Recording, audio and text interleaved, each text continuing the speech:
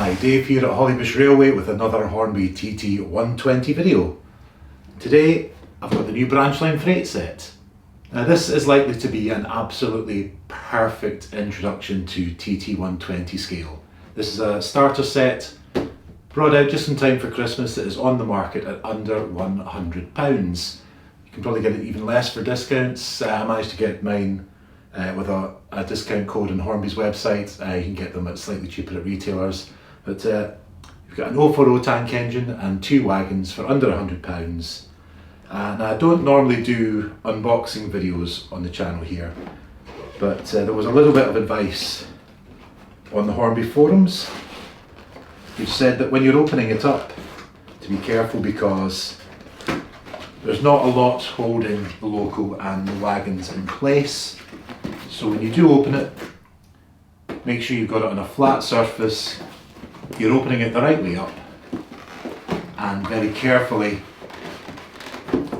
slide the tray out.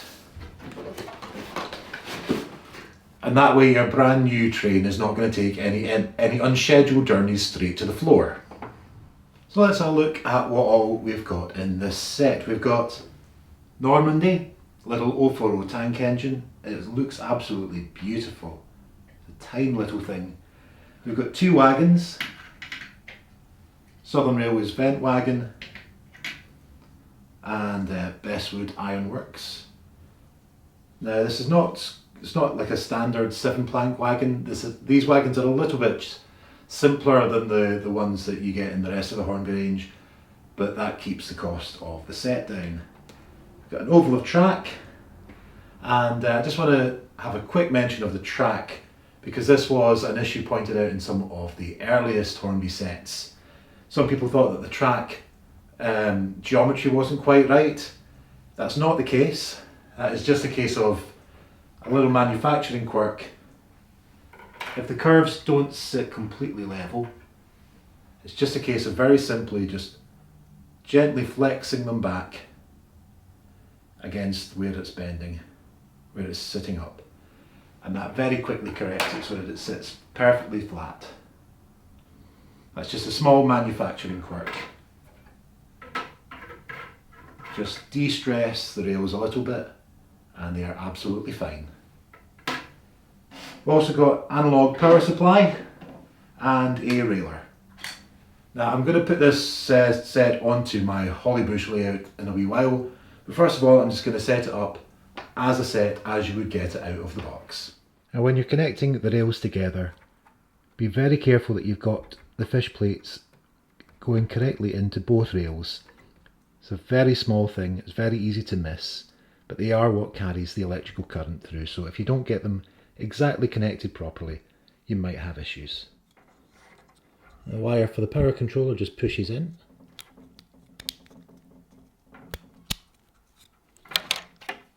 And then you can connect that rail up. And then having got everything connected up, just take the railing tool,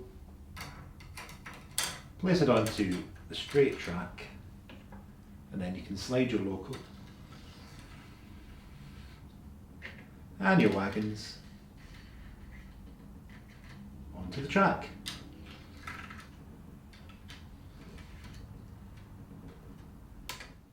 Let's see if it works.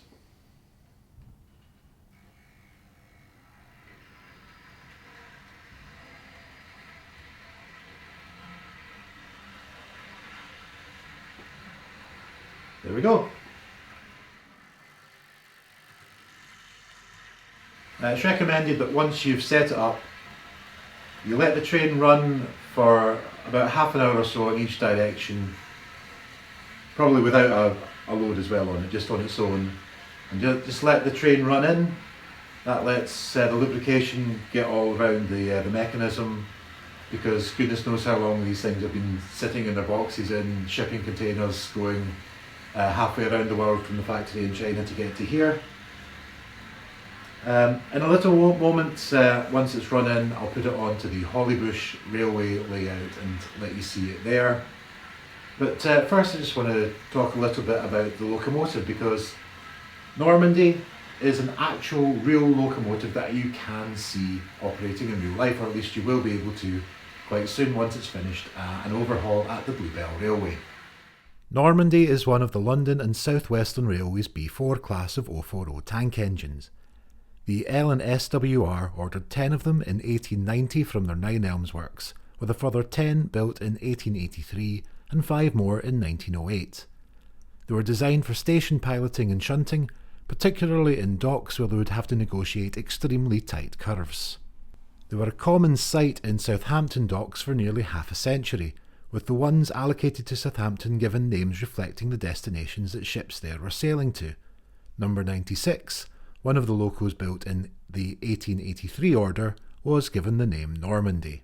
After many years working at the docks as part of the L&SWR, Southern, British Rail and as a private factory shunter, it went into preservation at the Bluebell Railway in 1978.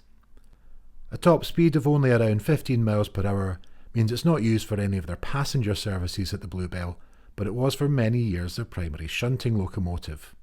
Its boiler certificate expired in 2006 and it's been awaiting an overhaul since then. Enough funds were raised for work to begin by 2024, and Normandy is currently being refurbished at Atlantic House with an aim to return it to steam on the Bluebell Railway soon.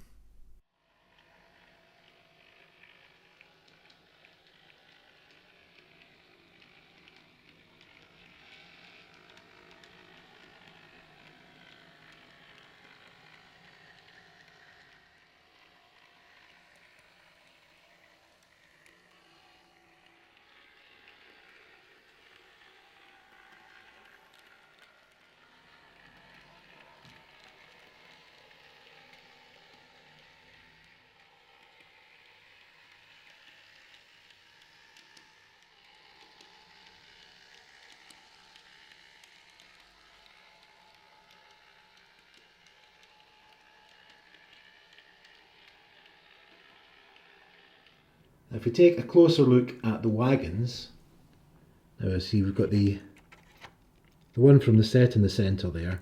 That's one of Hornby's standard 7 planks on the left, one of Pico's on the right. Now as you can see, it's not as detailed underneath, but this is just a train set wagon, so it's built down to a price. But the rest of it does look pretty good. And it's using the fishtail couplings that Pico use. So there is a good bit of flex in there, and it works fine for the Pico wagons. So now let's see how freewheeling it is. So if I place it on the incline, this is the incline section of my railway, about 2.5%.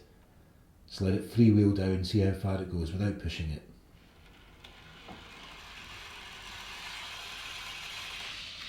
And that's running very easily. And we'll do the same with the other one.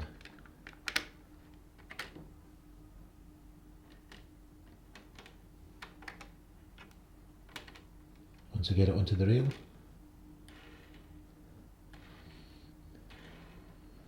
That is not wanting to go down as smoothly.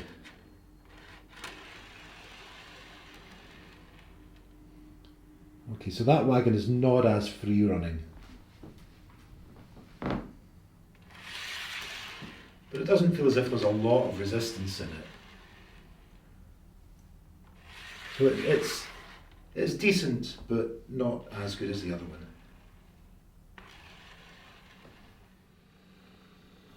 Now let's bring Normandy into the goods yard and see how it handles these points. And for a small wheelbase loco, that is not bad going. An 040 is the smallest kind of engine that you're going to get, and that is the one that has the most kind of problems with points in any scale. It has the fewest wheels and pickups to carry the electricity into the motor, so it's the one that suffers most on dead frogs.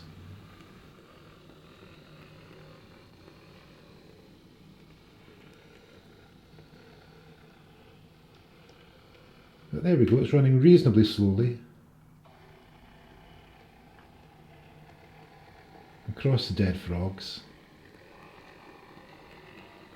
Let's give it a load to shunt. Let's see how it does with some coaches.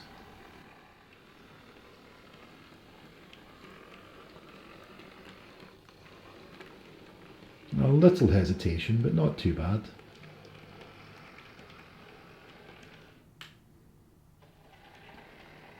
This is of course running DC analog, so there's no stay alives or any electrical trickery to help it across the dead frog points. If you're wanting to run DCC HM7000, then the 6-pin decoders will fit this locomotive. I'm not sure what the situation is for stay alives, but if someone managed to find a way to get a decoder, stay alive and flickering firebox into the tiny little Terrier, then I'm sure it's going to be possible for the B4. Thank you for watching this look at Hornby's brand new TT120 branch line freight set. If you've enjoyed the video, then please click the like button below and subscribe, because I've got lots more videos like this coming up soon. The J50 and Class 37s are expected before too long, and later this weekend I'm away up to Falkirk for a look at the annual Falkirk Model Railway exhibition. That video is going to be coming next. Take care, and I'll see you again soon. Bye.